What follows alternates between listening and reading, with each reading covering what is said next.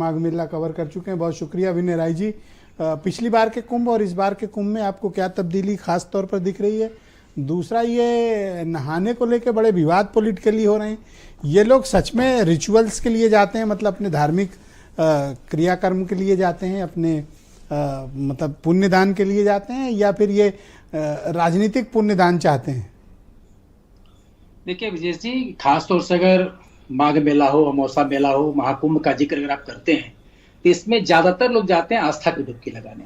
लेकिन वर्तमान समय में अगर बात करें तो कोई राजनीतिक फायदे के लिए जाता है, कोई स्वार्थ के लिए जाता है, कोई सेल्फी के लिए जाता है। हर आदमी की अपनी अपनी जरूरतें अपने हिसाब से लोग आज तक देख रहे हैं। आप देखिए, भगवान के मंदिर में हाथ जोड़ रहे हैं और पीछे से कैमरा चलवा रहे हैं। तो अगर भगवान की तरफ ध्यान है तो फिर कैमरे की तरफ ध्यान क्यों? तो हर आदमी अपने अपने दृष्टिकोण से देखता है। हर सरकारें कोशिश करती हैं कि अपने अपने हिसाब से हर व्यवस्था का संचालन करें। लेकिन मैं इतना जरूर कहूंगा कि जिसको कुंभ समझना है वो कैलाश गौतम जी का अमावस्या का मेला सुन ले। ये परंपराएं चली आ रही हैं, कैसे श्रद्धालु आते हैं और कैसे स्नान करते हैं और कैसे जाते हैं।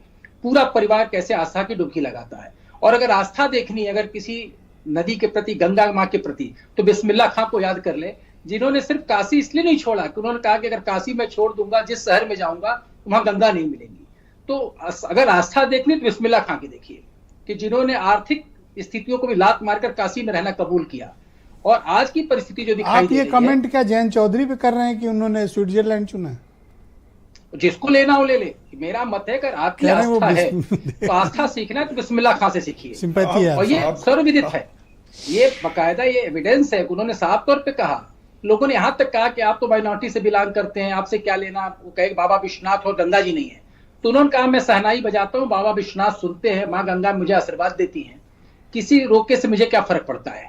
तो मेरा मत है जिसकी आस्था है वो डुबकी लगाएगा, चाहे अपने राजनीतिक फायदे के लिए लगाए, चाहे वो अपने खुद के निजी कष्टों को दूर करने के लिए लगाए। लेकिन इतना तय है कि आप जो परिस्थितियां देख रहे हैं, सनातन किसी पर दबाव नहीं बनाता। पहली बात, लोग आए ना सनातन का दबाव है। तो अखिलेश यादव जी का मैं वैसे बचाव नहीं कर रहा हूं, लेकिन इतना मैं जरूर कहूंगा कि 2 बार जो डुबकी लगानी पड़ी उसके पीछे भी पारिवारिक कारण है। उनके घर में एक निधन हुआ था और हमारे यहाँ हिंदू धर्म में कहते हैं कि छुटका में 12 दिन तक कोई शुद्ध काम नहीं किया जाता है। तो जब अस्थि विसर्जन करने गए तो हरिद्वार में डुबकी लगाए, तो लोगों ने कह दिया कि रात में डुबकी लगा रहे हैं, उनको यही नहीं पता था कि वो कहाँ डुबकी लगा रहे हैं। और जब कुंभ में लगा लिया तो कह रहे सनातन का दबाव है इसलिए 2 बार लगा रहे हैं। तो हर आदमी जो डुबकी लगाने जा रहा है उसकी अपनी नियत, उसकी अपनी निष्ठा, उसकी अपनी आस्था है। सरकार के ऊपर इस बात की जिम्मेदारी है। क्या ये नेता लोग पॉलिटिकली इस्तेमाल कर रहे हैं महाकुंभ को? वो अक्रॉस द पार्टी सभी दल उसमें सम्मिलित हैं, इंक्लूडिंग बीजेपी। सभी आदमी कर रहे हैं, क्योंकि सरकार अगर बेहतर प्रबंध करेगी तो उसका गुणगान करेगी, उसका फायदा उठाना चाहेगी।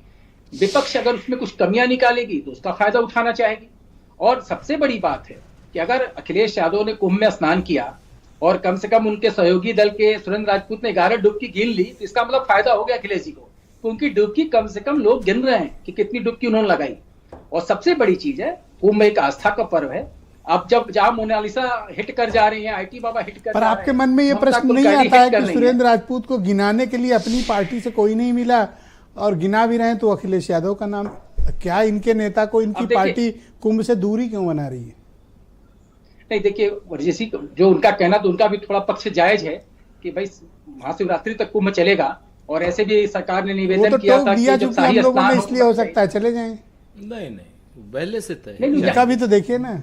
इनकी छोड़ दीजिए, इनके तो चौधरी चरण सिंह जी के से पूछ लीजिए। अच्छा एक सेकंड, आप विनय जी बोलने दें। विनय जी बोलिए।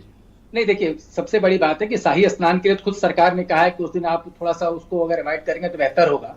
तो समय आने दीजिए, महाशिवरात्रि तक का समय है, सभी लोग स्नान करेंगे। अच्छा, सरकार कह रही है कि ब्रांडिंग हमने उत्तर प्रदेश की कर दी है महाकुंभ से, ऐसा हो पाया? देखिए, पहले था उत्तर प्रदेश, उत्तम प्रदेश, फिर पिछली सरकारों ने कहा सर्वोत्तम प्रदेश।